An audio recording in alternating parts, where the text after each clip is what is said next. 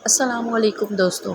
ناصر کہتا ہے حریم بھی کیا لڑکی ہے، کتنے لڑکی گھمائے گی، ابھی بھی ایک لڑکا پھنسا رکھا ہے، رات دن اسی کے ساتھ ہوتی ہے، یہ دیکھو۔ ناصر فائز کو ویڈیو دکھا رہا ہوتا ہے اور فائز سوچ رہا ہوتا ہے کہ تم نے حریم پر الزام لگا کر حریم کی پارسائی کو سوالیہ نشان بنا دیا ہے۔ فائز ناصر کو کہتا ہے کہ تم ہی وہی شخص ہو جس کی وجہ سے آج ہم دونوں الگ الگ ہیں۔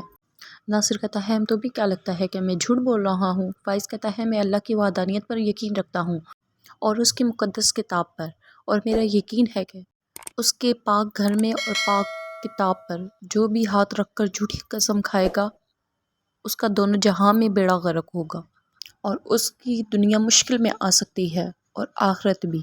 بے شک میرا رب بہت رحیم و کریم ہے۔ ناصر سوچ میں پڑ جاتا ہے اور کہتا ہے کہ میں اب کیا کروں، ایک طرف میں نے پیسے لینے ہیں اور دوسری طرف قرآن پاک پر ہاتھ رکھنا ہے۔ سوچتے سوچتے وہ اپنا ہاتھ آگے بڑھاتا ہے اور قرآن پاک کے اوپر رکھ دیتا ہے اور جھوٹی قسم کھا لیتا ہے۔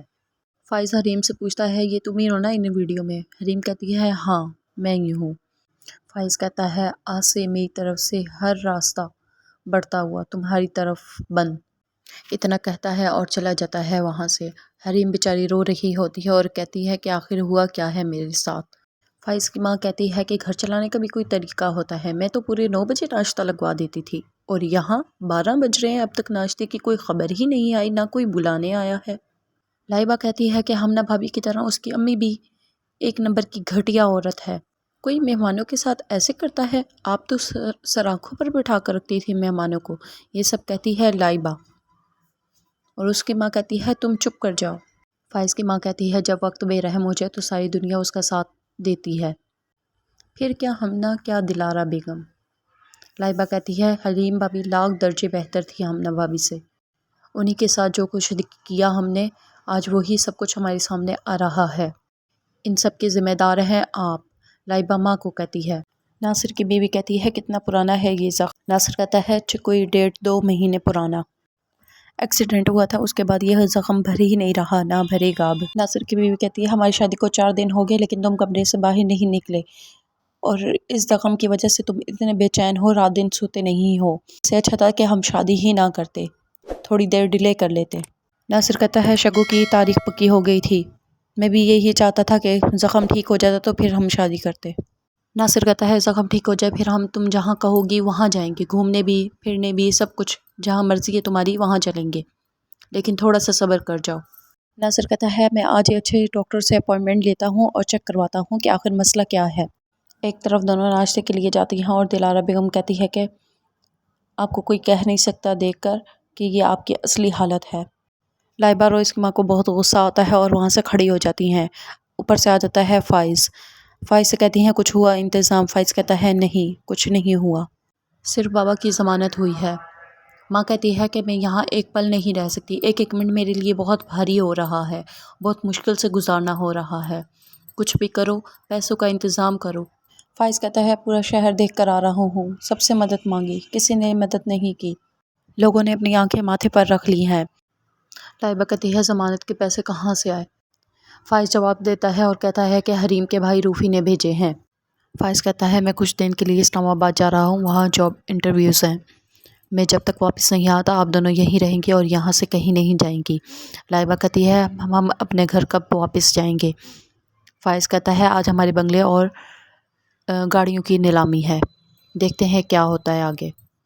فائز کی ماں کہتی ہے کہ اتنی جلدی کیوں ہو رہی ہے نیلامی؟ تم نے ریان کو بتایا؟ فائز کہتا ہے یہ ریان بھائی اور ہمنا اور اس کے ڈیڈ کی ہی کارستانی ہے جو آج ہم بھگت رہے ہیں۔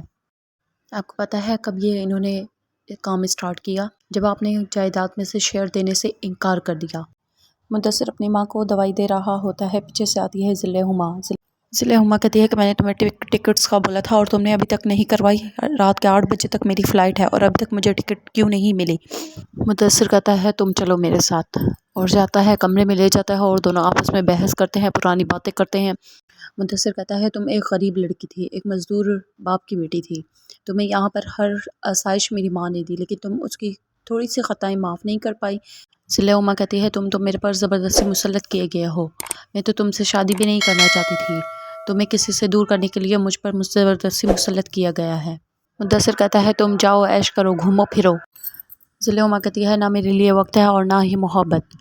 मुद्दसर कहता है ये जो आसाइशें तुम्हारे लिए हैं ये सब इनके एक्सपेंसिव, कभी इन पर गौर करना। मुद्दसर कहता है मोहब्बत जताने के ये भी तरीके होते हैं, कभी वक्त मिले ना तो इन पर सोचना ज़रूर। एक तरफ फाइज़ का घर और सब कुछ गाड़ियाँ वगैरह नीलाम हो जाती हैं, बिल्कुल बंद हो जाता है घर। मैनेजर उसकी तरफ देख रहा होता है, ये मैनेजर की तरफ देख रहा होता है कि आखिर हमारे साथ हुआ क्या है। ये सब कुछ हमने धोखाधड़ी से किया जिसका अंजाम हमें आज मिल रहा है। फाइज़ को ख़याल आता है माँ मेरी गरीब लोगों से नफ़रत करती थी और उन्हें बुलाने पर भी बहुत ज़्यादा गुस्सा करती थी। गरीब लोगों को तो कुछ समझती ही नहीं थी और आज हरीम के भाई ने हमारी मदद करके बहुत बड़ा हम पर एहसान कर दिया है। मुद्दसर की माँ हरीम को कॉल करती है और कहती है अस्सलाम वालेकुम, कैसी हो प्यारी लड़की, तुम तो मुझसे मिलने भी नहीं आई। मैंने मुद्दसर से कहा भी कि मुझे हरीम से मिलवाओ, लेकिन हरीम कहती है कि मुझे मुद्दसर साहब ने कुछ भी नहीं बताया, अगर बताते तो मैं आ जाती। माँ जी कहती है आ जाओ मिलने, तुम्हें देखकर मेरा मूड कई दिनों अच्छा रहता है। हरीम कहती है जी जी मैं ज़रूर आऊँगी इंशाअल्लाह। मिर्ज़ा साहब कॉल करते हैं और कहते हैं कि घर जो है वो नीलाम हो चुका है। लाइबा पूछती है मम्मी क्या हुआ है, मम्मी क्या हुआ। मम्मी कहती है कि हमारा घर नहीं रहा। नेक्स्ट एपिसोड के लिए मेरे साथ जुड़े रहें, तब तक के लिए अल्लाह हाफिज़। चैनल को सब्सक्राइब करना ना भूलें।